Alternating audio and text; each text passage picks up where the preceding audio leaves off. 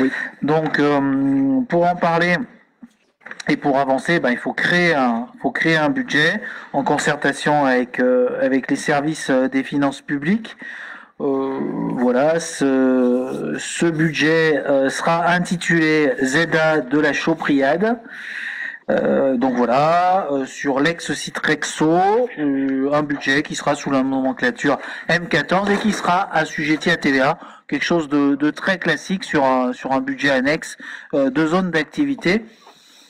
C'est pas la beauté de présenter un nouveau budget, c'est surtout que c'est des nouveaux projets et quand c'est de l'économie, ça peut être des recettes, de l'activité et des emplois. C'est bien ce que nous verrons au point 7. Des questions ? Monsieur Lavet. Oui, bonjour. Quelle est, s'il vous plaît, la date prévisionnelle du retour sur investissement pour cette zone d'activité? Est-ce que vous y avez pensé? Alors vous savez, monsieur Lavet, dans un budget annexe, il y a des opportunités foncières qui se mettent en place. Donc là, le président, le vice-président à l'économie, les services ont vu cette opportunité. Donc l'opportunité de foncière aujourd'hui est compliquée parce que on sait qu'aujourd'hui pour réaliser des zones d'activité c'est pas facile et ce sera de moins en moins facile. Donc là il y avait une opportunité et de l'autre côté il y a également une opportunité de création d'emplois qui n'est pas fictif mais qui est bien réel. De là à vous dire moi personnellement d'avoir une visibilité d'équilibre de ce budget, je n'en ai pas. C'est une vraie opportunité foncière d'accueillir des entreprises et ça reste sur un budget annexe, donc un budget de stock. Ce qui fait qu'un budget annexe, on le travaille pas comme le budget général, on le travaille sur des budgets de stock. Donc on va avancer dans cette affaire, mais ces budgets annexes sur les zones d'activité et dans l'opportunité qu'on a, on peut espérer au pire l'équilibrer et au mieux en retirer un petit peu d'euros et surtout la création d'emplois. Votre voisin et notre ancien collègue vice-président en charge de finances, Daniel Bertuca, pourrait savamment nous rappeler l'expérience de Matussière et nous dire que tout ça, on retombe sur nos pattes au bout de 20 ans. Mais on peut espérer faire mieux, là. Beaucoup mieux. Attends. C'est bon. Oui, l'expérience de Matussière. Matussière, on a lancé l'opération en 1999. Elle est devenue opérationnelle, normalement, les plans étaient faits et tout, en 2002-2003. Ça a commencé à démarrer en 2015. C'est-à-dire pendant 10 ou 12 ans, il n'y a rien qui s'est passé. Je prendrai aussi une autre référence encore plus ancienne, qui est la zone de Flay actuelle, là. L'ancienne zone de Flay, la première zone de Flay, qui a été créée par la Chambre de commerce et d'industrie à une certaine époque, qui a été reprise par la ville de Thiers parce qu'au bout de 15 ans, il y avait presque rien qui n'était parti. Donc une zone d'activité, c'est un peu aléatoire. Il y a effectivement là une opportunité à saisir de ces terrains qui sont quand même une grosse surface. On en verra tout à l'heure le coût d'achat, mais je pense que c'est une opportunité parce qu'en termes de développement économique, on a vraiment besoin de ces terrains pour faire quelque chose. Voilà. Merci. On peut rajouter, pour compléter le propos, on est sur de l'activité industrielle. Hein. C'est-à-dire qu'on est vraiment dans une logique de participation à la réindustrialisation nationale et locale. On n'est pas du tout sur de l'activité commerciale avec une consommation de foncier. Quand on regarde le ratio entre le nombre de mètres carrés et le nombre d'emplois créés, qui n'est pas toujours très intéressant, là on est sur de l'emploi industriel, mais c'est vraiment à relier au point 7. Là on est sur le document budgétaire qui permet d'équilibrer les recettes et les dépenses. Donc, on en donnera un petit peu plus. Mais l'objectif, de toute façon, c'est pour ça que c'est comptablement un budget annexe, c'est que ce soit justement complètement traçable et qu'il y ait, au final, un équilibre entre les recettes et les dépenses. Éric Beaucourt.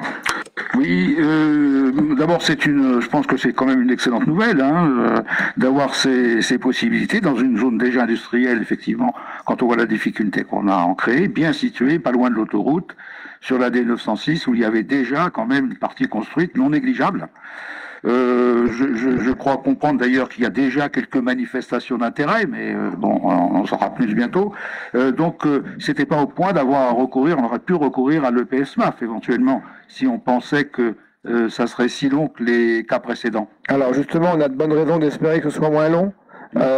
Et sur une partie, mais on arrive sur le point 7, là, sur une partie de ces acquisitions, on a déjà un contact avec un porteur de projet qui nous amènerait à revendre dès 2023 2 hectares sur les 8 constructibles qui font l'objet de l'achat prévu au point 7 de l'ordre du jour. Donc il n'y a pas d'intérêt à prendre le PF. Au contraire, et on a plutôt intérêt à étaler la dépense via un emprunt. Je rappelle que l'EPF ne permet pas d'aller au-delà de 12 ans. Donc on a un intérêt plutôt à emprunter sur 20 ans et à revendre le plus vite possible, quitte à solder l'emprunt par anticipation si on arrive à tout vendre dans de bons délais. En revanche, pour Mille Gratier, on s'interrogeait sur la question de savoir si c'était de nature à renoncer ou du moins réduire l'extension de Felay à Felay dans la zone proche de la Dore, qui est d'un intérêt écologique agricole non négligeable. La réponse est oui. Oui. Mais ça, on y travaille avec Stéphane Rodier, en tant que vice-président en charge de l'économie. Mais oui, très clairement, c'est une opportunité aussi à ce titre-là, parce qu'on sait très bien qu'il y a sur Felay des capacités bien moindres que ce qu'on aurait pu imaginer à l'époque où ça a été érigé en réserve foncière. Mais une réserve foncière, c'est aussi le temps de la réflexion, le temps d'approfondir les connaissances. Et aujourd'hui, ça milite pour une grande modération sur ce secteur. Très bien. Stéphane ? Oui, là-dessus, il y a plusieurs réflexions. Il y a comment déjà éviter d'artificialiser les sols. Donc on a une réflexion en termes de tout ce qui est friche industrielle. Il y a une étude qui est partie avec l'agence d'urbanisme. Et effectivement, dans la réflexion, très clairement, les terres de Felay posent problème pour un certain nombre de choses. Et ça peut être un plan B.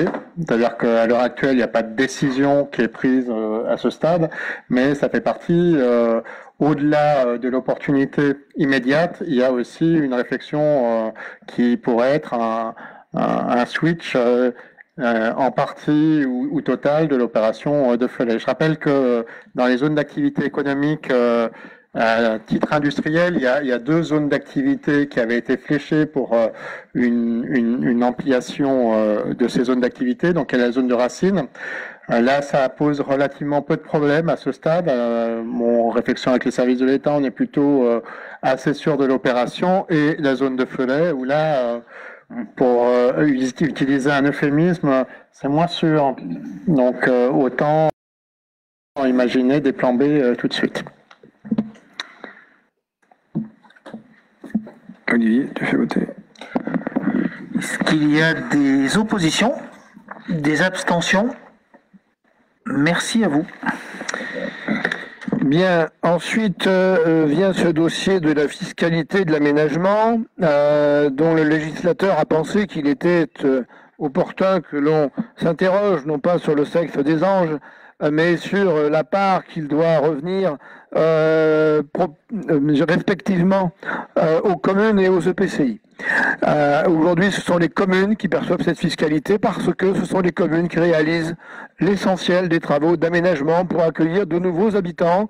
Je pense aux voiries, je pense aux réseaux, je pense aux éclairages publics et à tout un tas de dépenses qui sont liées aussi parfois à l'agrandissement des écoles ou à d'autres services publics qu'il convient d'aménager. Bien sûr, les zones d'activité économique qui sont de compétences communautaires relèvent aussi de la communauté de communes. Bon, on sait que nous sommes dans des établissements publics à fiscalité propre, donc qui prélèvent aussi une part de fiscalité pour financer ces dites dépenses. Et donc, la position qu'on a eue en réunion avec l'ensemble des maires de TDM, c'est de dire que on aurait bien pu se passer de se poser ce genre de questions si le législateur nous l'avait pas rendu obligatoire. La conclusion et la proposition qui vous est faite dans cette note, c'est de dire qu'on veut rester le plus possible proche du statu quo, c'est-à-dire une perception par les communes de la recette de la fiscalité de l'aménagement. Malheureusement, le législateur nous impose de délibérer sur un taux communautaire, ce taux étant appliqué à la recette des communes et non pas à une partition du taux entre l'interco et les communes.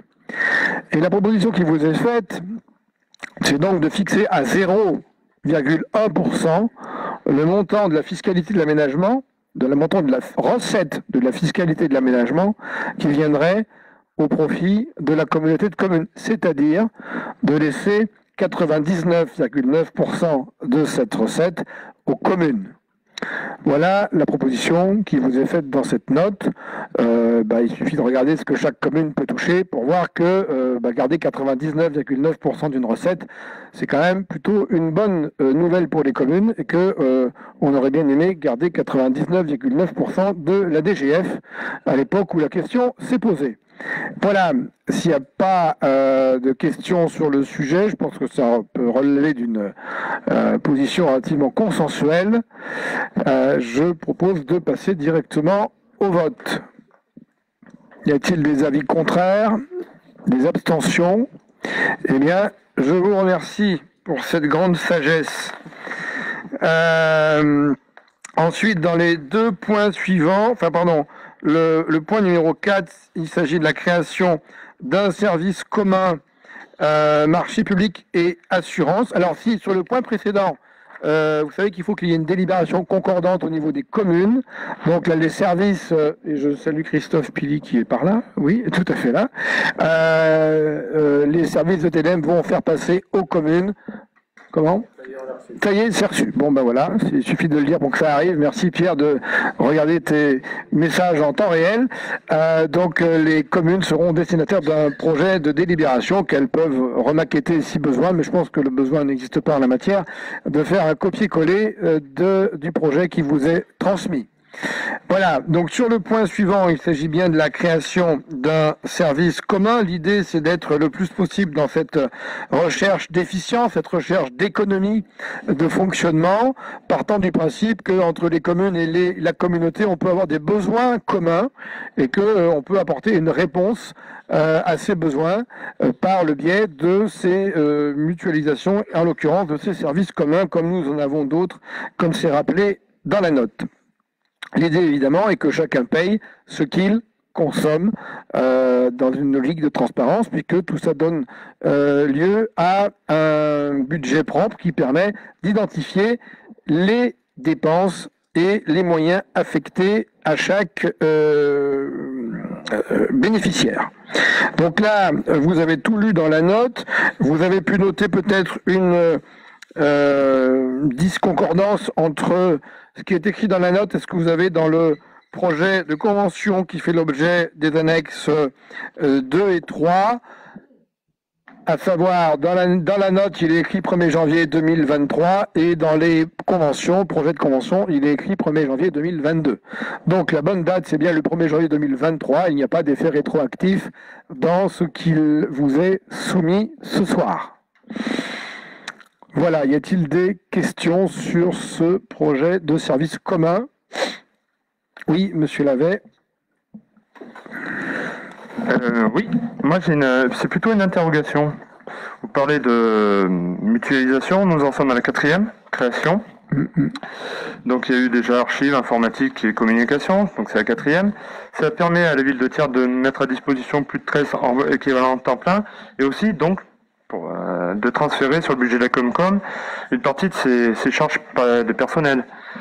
Et également, les agents mis à disposition ont été recrutés par la ville de Thiers sur des critères qui sont propres, qui sont peut-être pas les mêmes que pour nous, pour TDM, pardon. Et pourtant, ces services ont été créés sans qu'une véritable étude ait été présentée aux conseillers communautaires. C'est une interrogation qui me pousse à voter contre cette chose. Avez-vous peut-être une explication, parce que c'est...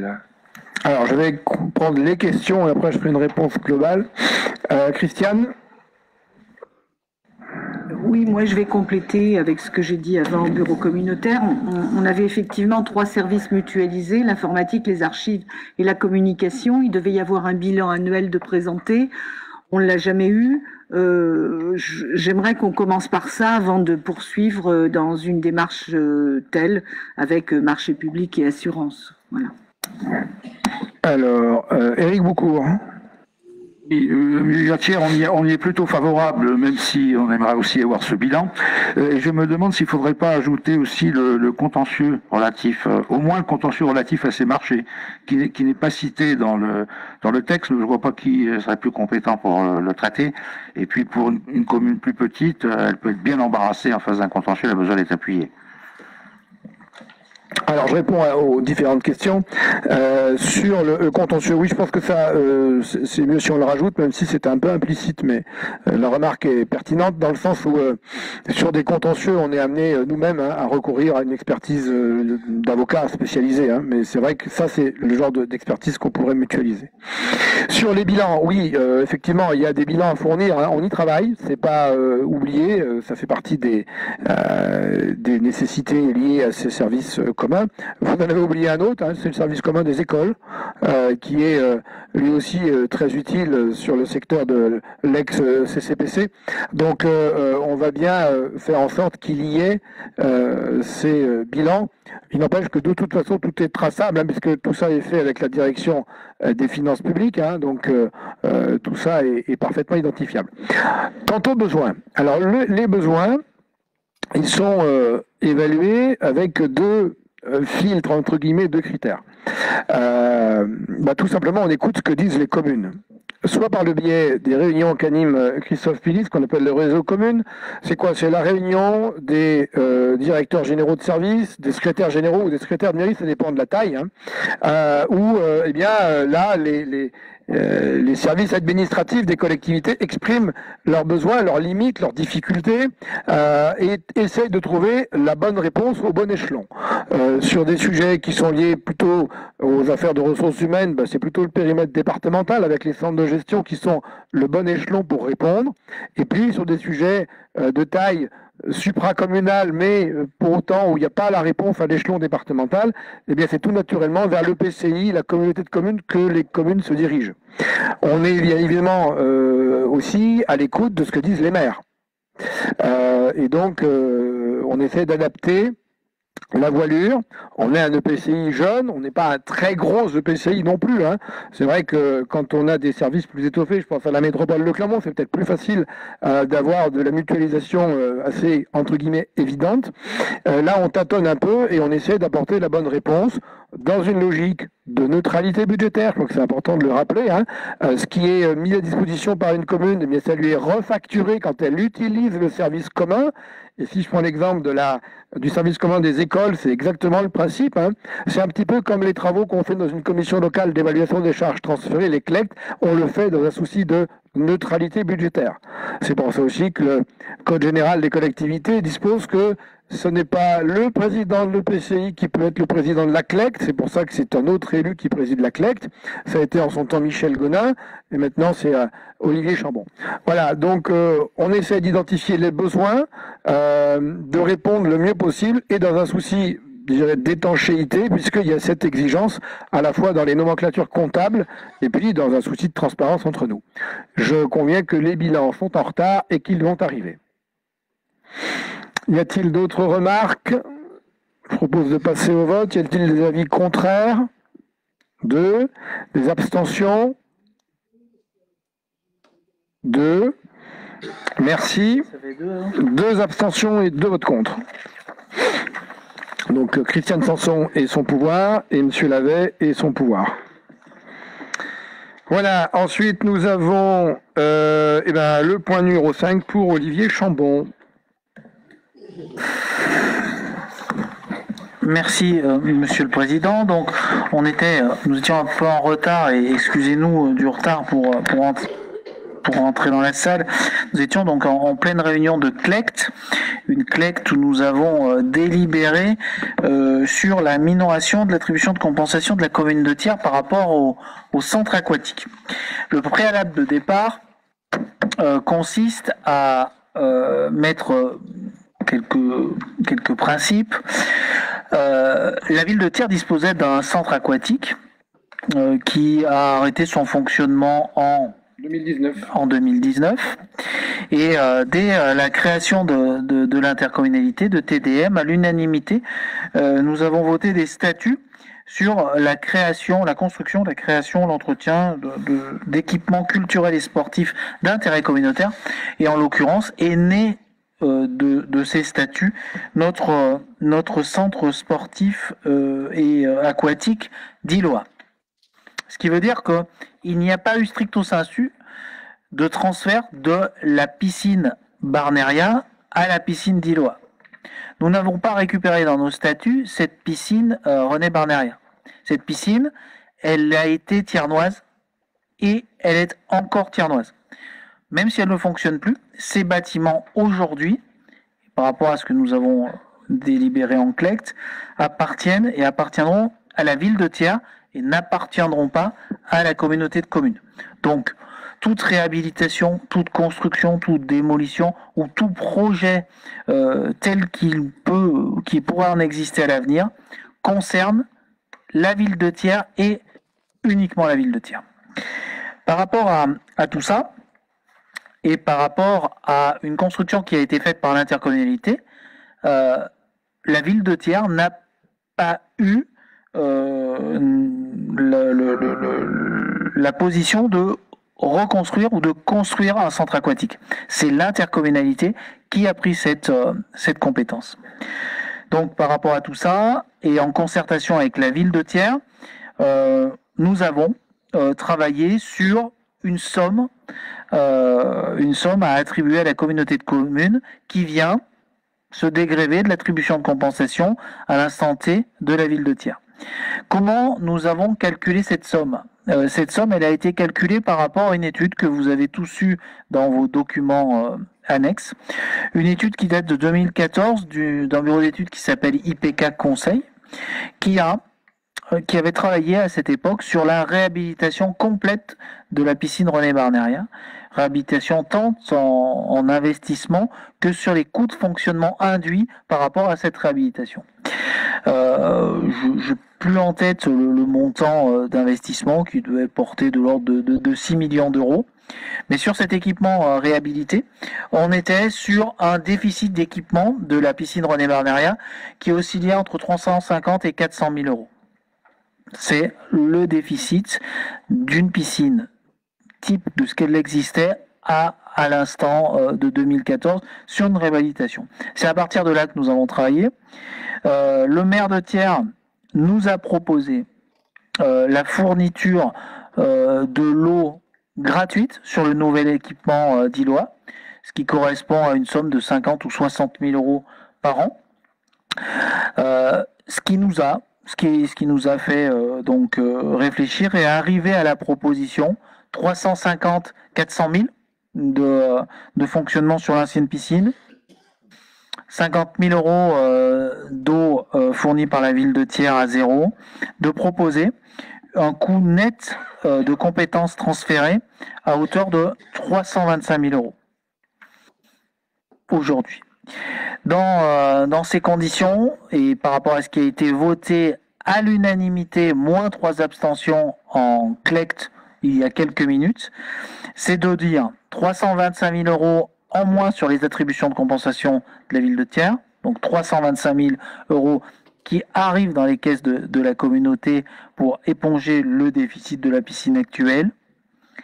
Gravé dans marbre, la gratuité de l'eau pour cet équipement, quelles que soient les municipalités qui pourraient arriver en 2026. Si tel n'était pas le cas, d'avoir dans notre délibération une ligne qui spécifie que si un jour l'eau redevenait payante, il y aurait une clause de revoyure pour une CLECT pour abonder la somme de 50 000 euros en plus des 325 000 pour qu'il n'y ait pas de répercussion là-dessus.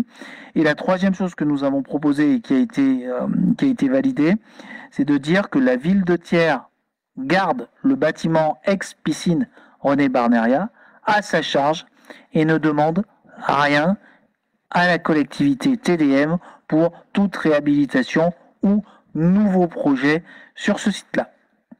Ce qui nous borde un petit peu sur sur un équipement, sur un bâtiment qui est pas jojo, permettez-moi l'expression, et d'avoir 325 000 € par rapport à une étude sérieuse sur la piscine René Barneria.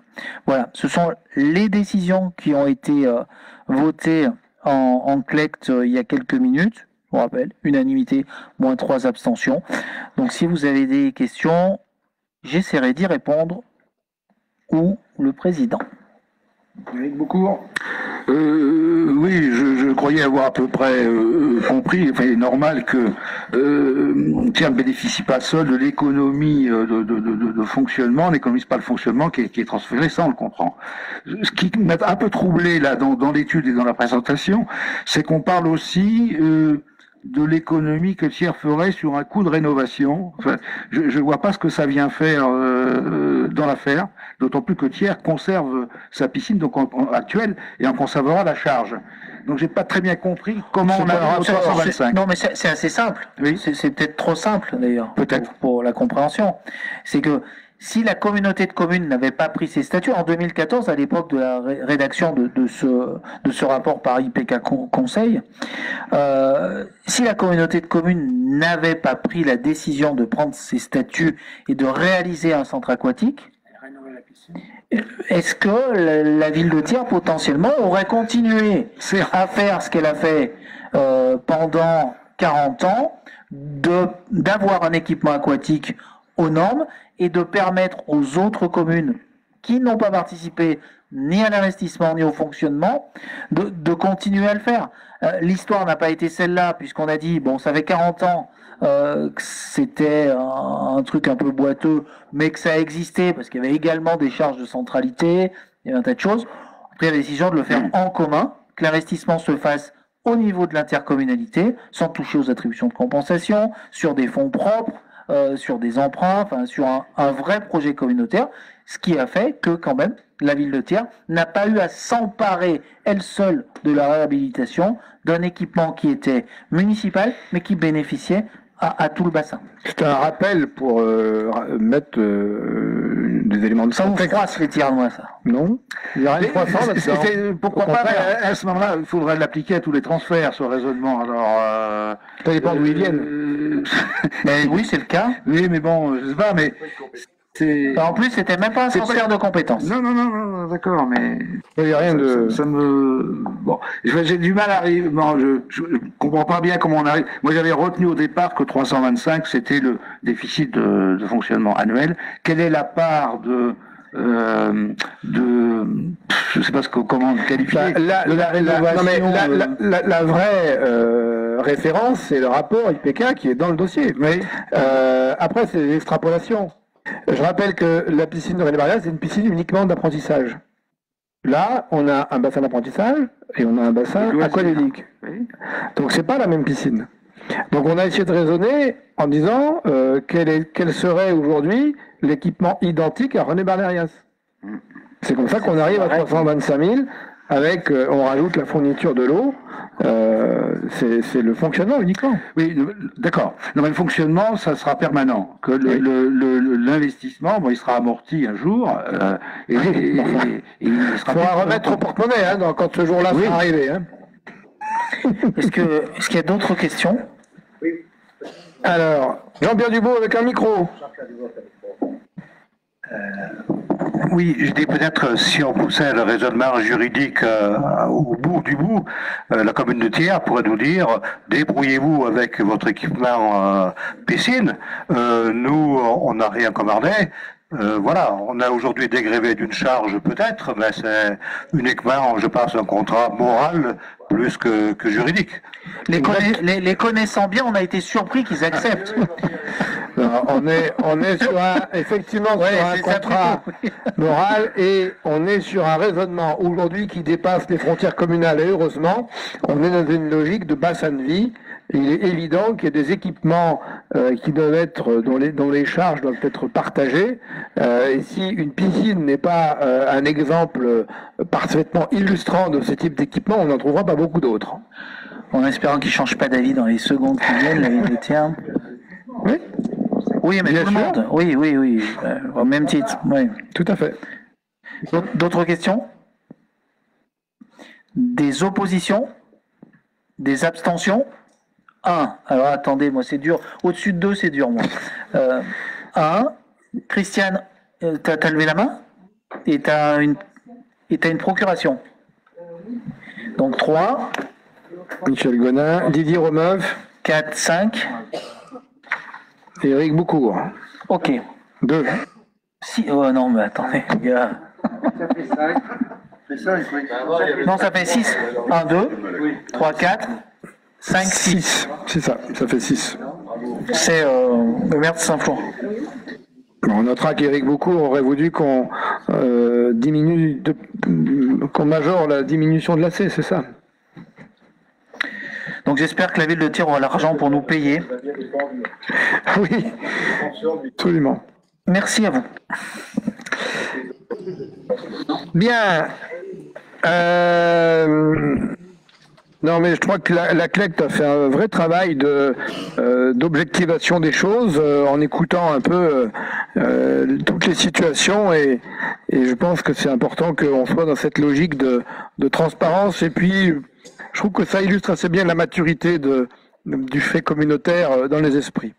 Alors, le point numéro 6, c'était encore un groupement de commandes. Alors, c'est pas tout à fait un service commun, hein, c'est un groupement de commandes, vous noterez la nuance. Donc là, là encore, à la suite de l'écoute des besoins exprimés par les collectivités, les communes membres de TDM, donc groupement de commandes pour l'allocation, l'entretien et le nettoyage de vêtements de travail. Voilà, donc vous avez tout dans la note. Je ne vais pas aller plus loin dans le détail, surtout que on n'est pas sur un enjeu d'une portée tout à fait stratégique. Voilà, y a-t-il des questions? Oui, monsieur Lavet. Vous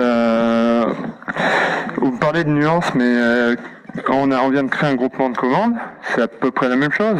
Non, on a créé un service commun et là on est sur un groupement de commandes. On a fait un commun marché public, donc c'est. Oui. Et là, c'est sur un point particulier qui n'est pas forcément lié à des marchés publics, parce qu'on peut être en dessous du seuil, mais pour autant avoir un intérêt de gré à gré. Est-ce que les communes décident de se rajouter pour massifier les dépenses, même si on rentre du coup sous le code des marchés publics, ce qui n'est pas en soi gênant. Par contre, le fait de massifier les dépenses permet de réduire les coûts, en théorie. Et là, chaque commune est libre de participer ou pas.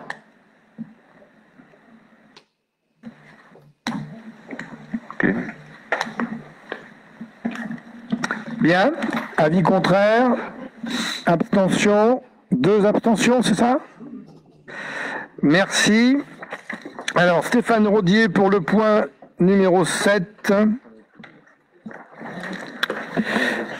En lien avec le point 2. Ouais, c'est en fait la déclinaison du point 2 d'un point de vue financier après avoir travaillé sur la partie juridique, la création du budget annexe, et donc il vous est proposé d'acheter un certain nombre de terrains, donc à peu près 8 hectares sur Dora, avec une usine, celle que l'on appelle l'usine Rexo, et 10 hectares sur la commune de Thiers pour un prix de 1 800 000 €. Y a-t-il sur ce point des questions? Oui. Comment on peut approuver, c'est une question, comment on peut approuver l'acquisition sur le budget annexe, sachant qu'on n'a pas préalablement alloué des sommes sur ce budget? Tout simplement parce que dans la réalité des faits, vous voyez, on est déjà le 3 novembre, la vente ne sera pas concrétisée, je pense, avant le 31 décembre. Donc ça veut dire qu'il y aura bien le vote du budget primitif permettant de financer cette acquisition sur le début 2023. Et dans tous les cas, le budget annexe ainsi créé, si on avait un besoin de financement, ce qui serait surprenant, hein, on achète avant le 31 décembre, eh bien on a encore un conseil communautaire pour proposer le vote d'un budget équilibré sur ce budget annexe en recettes et en dépenses. On aurait pu quand même faire un petit budget quand même. Oui, je peux vous donner très simplement l'origine sur un budget de zone d'activité, et Daniel Bertuca pourra confirmer par son expérience ce genre d'emprunt, ce genre d'acquisition, on les équilibre par des emprunts à 100%. D'accord. Oui, mais enfin, sauf que là, on ne va pas imaginer des recettes tant qu'on n'est pas sûr. Et par transparence, je préférerais vous proposer d'équilibrer par un emprunt le montant de l'acquisition. Merci pour votre réponse. Bien, des avis contraires, des abstentions. 2. Je vous remercie. Ensuite, on passe au point numéro 8 et c'est Thomas Barnarias qui nous fait le rapport. Ainsi que pour le point suivant, si tu veux bien enchaîner. Bonjour. Premier point qui concerne l'acquisition de parcelles sur les communes d'Arconsa et de Paladuc pour le puits du Montoncel, suite à des décisions qui avaient été prises en communautaire en avril et juin 2021. Il avait été proposé de se porter acquéreur des parcelles disponibles. Pour l'instant, il y a 3 parcelles qui sont disponibles, une de 3,5 hectares à peu près à Arconsa, plutôt sur le bas, boisé, et 2 parcelles sur le haut du puits du Montoncel à Paladuc, pour des surfaces respectives de 2000 et 3500 mètres carrés, où là, ça doit pas être boisé. Voilà, dans un souci de maîtrise qu'on évoquera après, suite à la charte. Je sais pas, Caroline, qui avait proposé le sujet, si tu as des éléments à rajouter.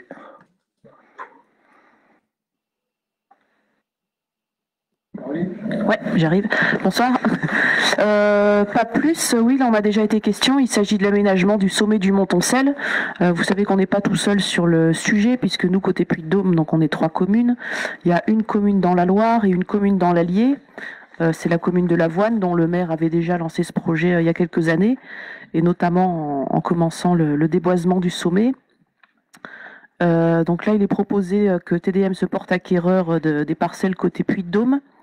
Donc il s'agit de parcelles donc sur le sommet, hein, ça fait des petits triangles, c'est pas très étendu, et comme tu l'as dit, c'est aussi déjà déboisé, donc normalement c'est pas super onéreux. Voilà, sachant qu'on a une petite pression de nos collègues de l'Allier là qui souhaiteraient finalement tout racheter, donc c'est peut-être bien qu'on en regarde quand même la maîtrise foncière.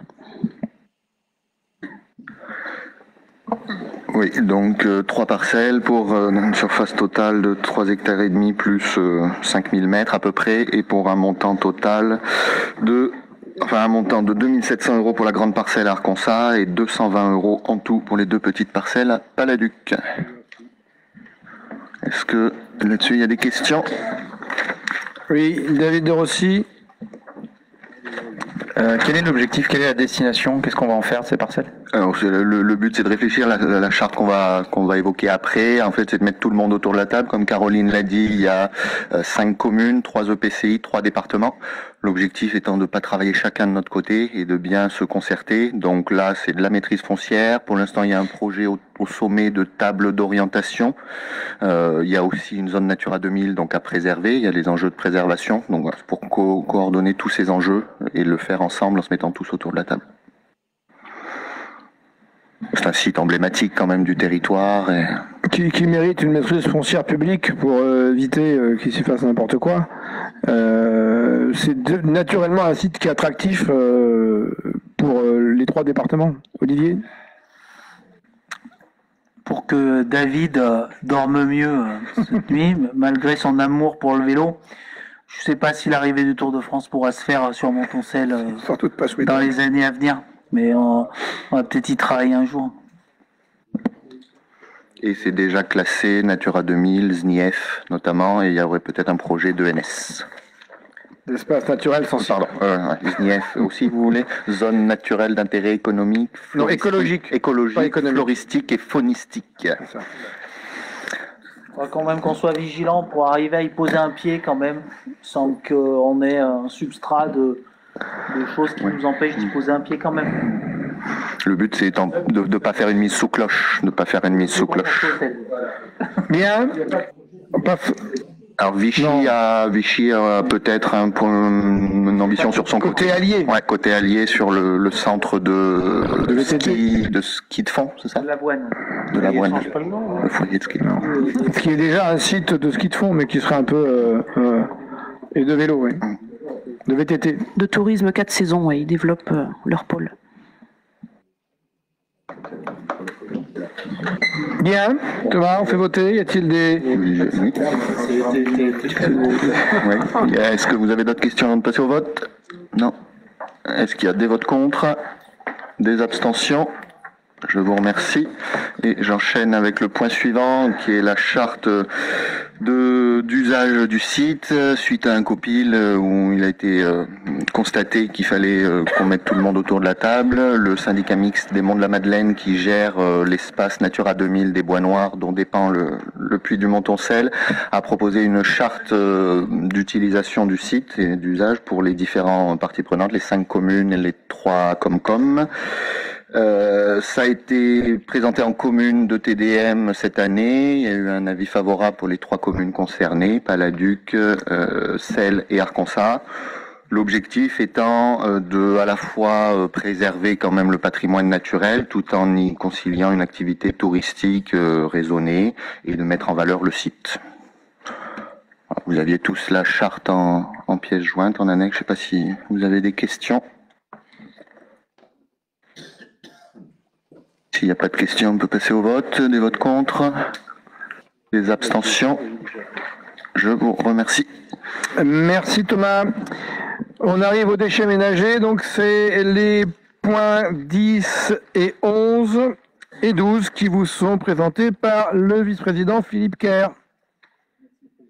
Il s'agit du contrat d'objectif des déchets organiques et économiques et circulaires, donc le CODEX. C'est un nouveau contrat avec le Valtom qui intervient à la fin du premier codex. C'était le contrat objectif déchets et économie circulaire qui s'est terminé fin 2021. Il intègre également des actions spécifiques aux déchets organiques identifiés dans le STGDO. Donc cette contractualisation va permettre un soutien financier et technique de la part du Valtom, basé sur l'atteinte des objectifs définis. Donc le CODEC, donc la fusion du CODEC et du STGDO, est prévue sur 5 ans, donc 2022 à 2026, plus une année de bilan sur 2027.